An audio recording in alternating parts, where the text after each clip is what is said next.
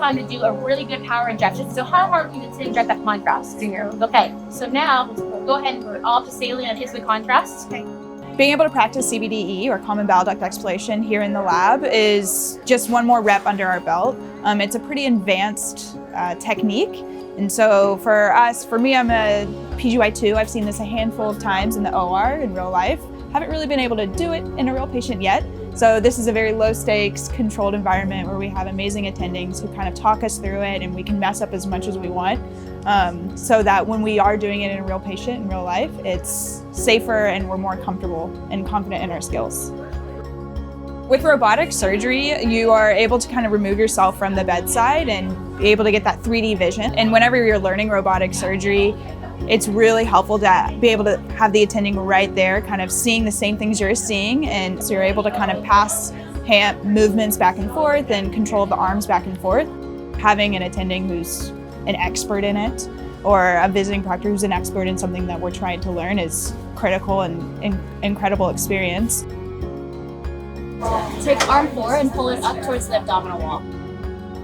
I am so excited to be here. It means a lot to be able to be a part of this course. I think it's a great opportunity for the residents to learn. This is how we as surgeons are able to take back the common bile duct, to have this experience, to learning how to do these common bile duct explorations.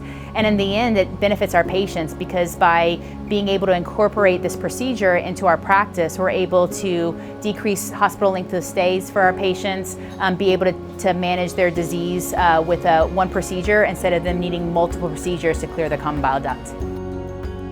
Here at Houston Methodist, we think it is critical to incorporate robotic surgery in all aspects of general surgery training.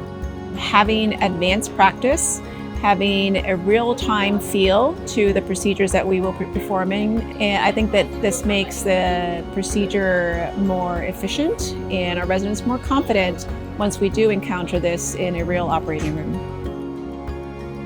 And then ultimately your right arm is going to put that lever up and push it up like this. Okay. You know, the old school way was say, see one, do one, teach one.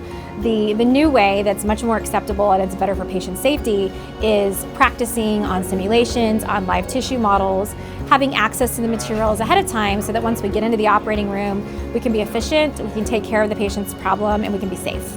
So this is certainly a unique experience, and I think it's an incredible opportunity for our residents to refine their skills, build their skills in a safe setting, and ultimately do no harm.